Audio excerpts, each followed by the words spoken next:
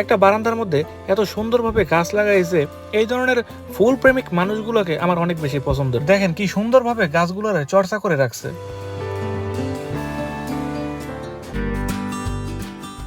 আমি প্রথমে ভাবছিলাম এইটা মনে হয় কোনো মানুষের বাড়ির দরজা। এইসব দেশে অনেক ভিআইপি মানুষ আছে যারা বাড়ির দরজা বানায় এরকম গ্লাস দিয়ে।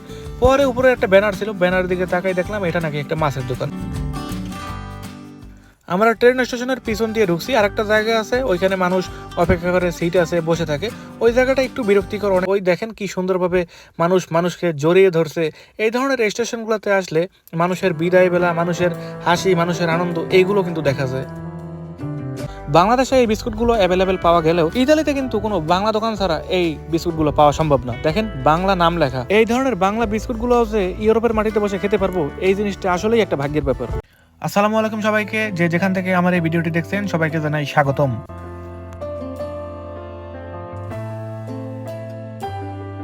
শীতের দিনগুলোতে বাইরে বের না হলেও গরমের দিনে চেষ্টা করি বাইরে একটু বেশি সময় থাকার। আজকে বিকালে এমন একটা পার্কে আসছি, এই পার্কে অনেকদিন ধরে আসা হয় না, লাস্ট 3-4 মাসের মধ্যে মনে হয় না এখানে আসা হয়েছে।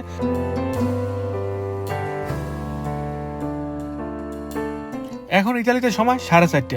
এই মুহূর্তে মানুষজনের সংখ্যা একেবারেই নেই। পার্কের মধ্যে আসার পর ভাবছিলাম কিছু মানুষ হয়তো থাকবে, কিন্তু একজনেরও পাইলাম না। ওরা সবাই সাগরের পাড়ে সময় কাটাইতেছে। যখন রোদ থাকবে না, সবাই আস্তে আস্তে আবার এই ধরনের পার্কগুলোতে চলে আসবে।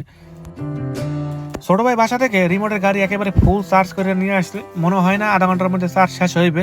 এই সময়টা বেশ ভালোভাবেই কাটাইতে পারবে। এরপরে যদি মানুষ না থাকে, হয়তো বা বেশি সময় আমাদের এখানে থাকা হবে না। আমরা এই মুহূর্তে যাব অন্য একটি জায়গায়। এখানে ছোট ভাইয়ের বাবা থাকবে। আমি পার্কের আশেপাশে যে ধরনের এলাকাগুলো আছে এইগুলোর একটু দেখবো এবং দেখানোর চেষ্টা করব। কিছুদিন আগে এই জায়গাটা তৈরি করছে, এই যে বিশাল স্টেডিয়ামের মতো দেখা যাইতেছে। নিচতলায় কি বানায় ঠিক জানি না। আমি প্রথমে ভাবছিলাম নিচতলায় সম্ভবত কোনো একটা ফুটবল মাঠ তৈরি করবে, কিন্তু শেষ পর্যন্ত এই যে আমরা কি দেখলাম এগুলো আমরা আশা করিনি। মনে করছিলাম স্পেশাল কিছু দেখবো, তবে অপেক্ষায় থাকবো, ভবিষ্যতে কিছু করলেও করতে পারে।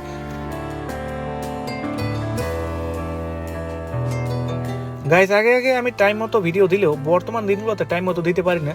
যখন ভিডিও করা শেষ হয়, মিউজিক বসানো শেষ হয়, মানে যখন কমপ্লিট আর কি, তারপরে ভিডিওটা সাথে সাথে আপলোড দিয়ে দিই। কখনো 1 ঘন্টা আগে, কখনো 1 ঘন্টা পরে। আগে একটা নির্দিষ্ট টাইমে দিতাম, বাট এই জিনিসটা এখন আর হইতেছে না। কাজ করে বাসায় ফেরার পরে একেবারে খুব ক্লান্ত হয়ে যায়। এই কারণে মাঝে মাঝে একটু দেরি হয়ে যায়, তবে চেষ্টা করবো রেগুলার ভিডিওগুলো সঠিক টাইমের মধ্যে দেওয়ার। আমরা পার্ক থেকে বের হয়ে ভাবলাম এখন যাব ট্রেন স্টেশনে। এখান থেকে ট্রেন স্টেশন পর্যন্ত যেতে খুব বেশি একটা সময় লাগবে না। হাঁটতে হাঁটতে গেলে 10 মিনিটের মধ্যে আমরা পৌঁছাতে পারবো। একটা বারান্দার মধ্যে এত সুন্দরভাবে গাছ লাগাইছে। এই ধরনের ফুল প্রেমিক মানুষগুলোকে আমার অনেক বেশি পছন্দ। দেখেন কি সুন্দরভাবে গাছগুলোর চর্চা করে রাখছে। বারান্দার নিচে আসলাম, পরেই দেখলাম উপর দিয়ে পানি পড়তেছে। আমি নিশ্চিত যে এই পানিগুলো এই ফুলের টপ দিয়ে পড়তেছে। মনে হয় কিছুক্ষণ আগে পানি দিছিল। এই ফুলগুলোর বাড়ির চারপাশ দিয়ে লাগাইছে। খুব সুন্দর ছিল এই ফুলের ডিজাইনগুলো। ইতালিতে শত শত রকমের ফুলের জাত পাওয়া যায়। এগুলা কোন ধরনের ফুল একেবারে নির্দিষ্ট করে বলতে পারবো না। আমি প্রথমে ভাবছিলাম এইটা মনে হয় কোনো মানুষের বাড়ির দরজা। এইসব দেশে অনেক ভিআইপি মানুষ আছে যারা বাড়ির দরজা বানায় এরকম গ্লাস দিয়ে। পরে উপরে একটা ব্যানার ছিল, ব্যানারের দিকে তাকাই দেখলাম এটা নাকি একটা মাছের দোকান। ভাগ্য ভালো ওইখানে ব্যানার ছিল, নাইলে বুঝতেই পারতাম না ওইখানে কিছু একটা আছে। পাশে যেটা আছে এটা দেখলে বোঝা যায় যে এটা একটা দোকান। সামনের দরজার ডিজাইনই করছে অন্যভাবে। রাস্তার ওই পাশে আরেকটা দোকান আছে, সামনে যাওয়ার পরে ভালো করে বোঝাতে পারবো। ওইটা অনেক উপকারী একটা দোকান। মাঝে মধ্যেই আগে ওইখানে আসা হইতো। সামনে সব লেখা আছে। 8 কেজি ধুইতে খরচ হবে মাত্র 5 ইউরো, 14 কেজি ধুইতে 7 ইউরো, আর 20 কেজি ধুইতে 9 ইউরো খরচ হবে। এই ধরনের ওয়াশিং মেশিনগুলো প্রত্যেকেই ব্যবহার করে। অনেক সময় দেখা যায় যাদের বাসায় ওয়াশিং মেশিন হঠাৎ নষ্ট হয়ে গেল, আবার অনেক সময় দেখা যায় ওয়াশিং মেশিনের লাইন নেই বাসার মধ্যে, তারা কিন্তু এইসব জায়গা থেকে ধুয়ে থাকে। নিচে লেখা আছে কত ইউরো খরচ হবে শুকানোর জন্য। 2 ইউরোতে 12 মিনিট এবং 6 ইউরোতে 35 মিনিট। এখানে টোটাল চার্ট দেওয়া আছে। যদিও দোকানটা আজকে বন্ধ। আমাদের বাসায় ওয়াশিং মেশিন লাগানোর আগে ভারী সব জিনিস এইখান থেকেই ধুইতাম।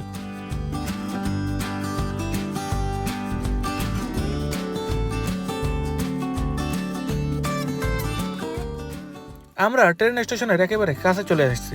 এই রাস্তাটা দিয়ে একেবারে সোজা যাব এবং তার ওই পাশে আরেকটা বড় রাস্তা আছে। ওই পাশে পার হলেই আমরা কিন্তু স্টেশনের ভিতরে চলে যাব।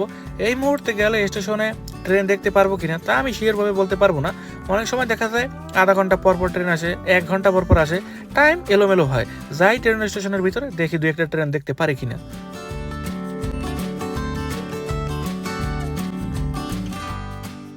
আমরা ট্রেন স্টেশনের পিছন দিয়ে ঢুকছি, আর একটা জায়গা আছে ওইখানে মানুষ অপেক্ষা করে, সিট আছে, বসে থাকে। ওই জায়গাটা একটু বিরক্তিকর, অনেক মানুষ লাগেজ টাগেজ নিয়ে বসে থাকে, ওই জায়গায় যাই নাই। আমরা পিছন দিয়ে একেবারে স্টেশনের সামনে চলে আসছি।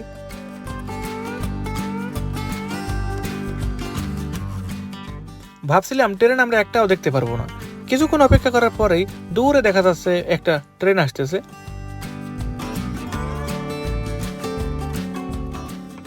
ট্রেনটা খুবই আস্তে আস্তে আসতেছে। এখন কি এইখানে এসে থামবে নাকি ওইখানেই থেমে যায়, এইটা দেখার অপেক্ষায় আছি। ট্রেনটা একেবারে পিঁপড়ার মতো করে এদিকে আসতেছে। আমি শিওর এবার এই ট্রেনটা এই 1 নাম্বার টার্মিনালেই থামবে। এ হচ্ছে এখানকার ট্রেন।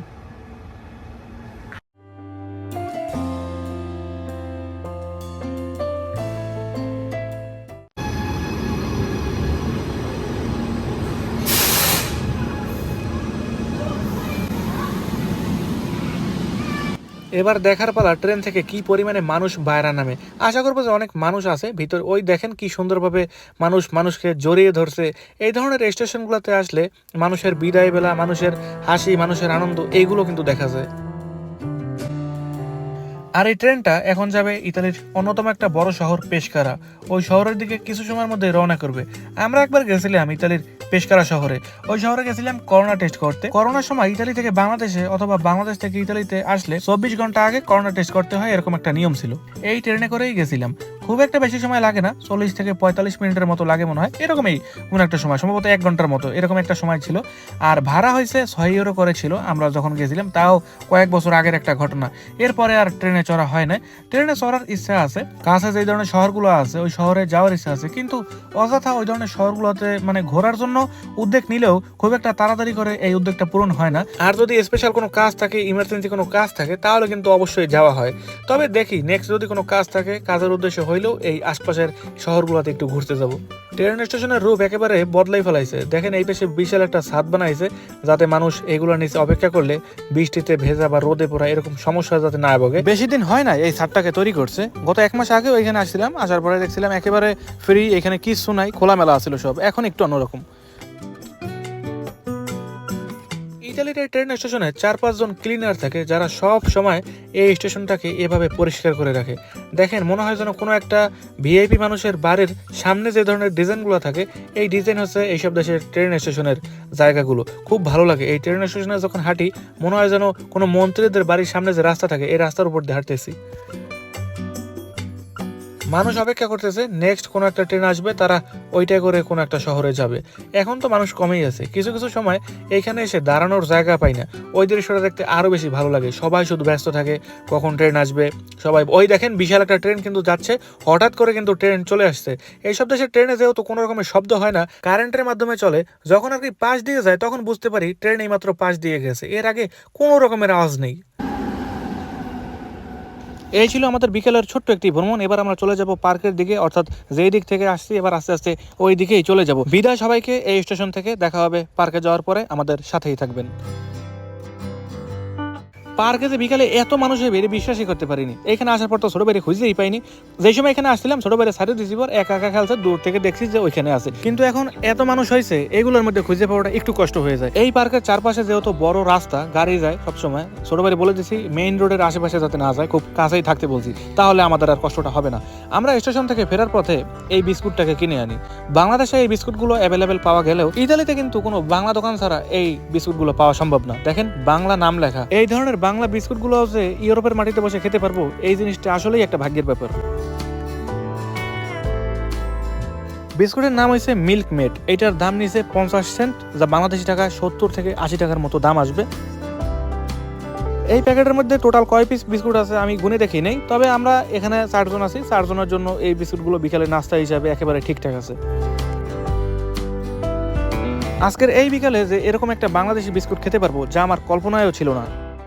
পার্কে অনেক সময় থাকার পরে সরাসরি বাসায় চলে আসি। আমার হাতে আছে বোতল, কোথায় যাচ্ছি এই বোতল নিয়ে, সামনে যাই, তারপর আস্তে আস্তে দেখাইতেছি। কিছুদিন আগে বাবা বাংলাদেশ থেকে লাউয়ের বীজ, করল্লার বীজ, তারপর আরও যেন কি কি শাকের বীজ আনছে, ওই বীজগুলো আম্মু লাগাইছে আমাদের বাসার সামনে ছোট্ট একটু জায়গা আছে, ওই জায়গাতে প্রত্যেকদিন বিকালেই আমাকে বলে পানি দিতে, কিন্তু কিছু কিছু দিন দিতে মনে থাকে, আবার মাঝে মাঝে ভুলে যাই। আজকে যদি না দেয় তাহলে কোনোভাবেই হবে না। আজকে পুরো দিন যে পরিমাণে রোদ গেছে, আমার মনে হয় না ওই বীজগুলো এখন পর্যন্ত বেঁচে আছে। তারপর পানি দেই, দেখি পানি দেওয়ার পরে ভবিষ্যতে আমরা কি রকমের ফল পাই।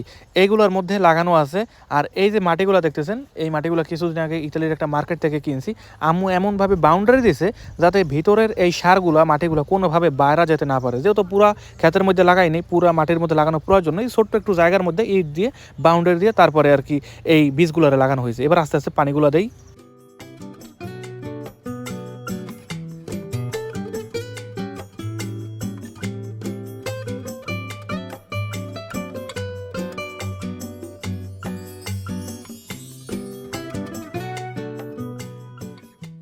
তো বৃষ্টির মতো করে দেই।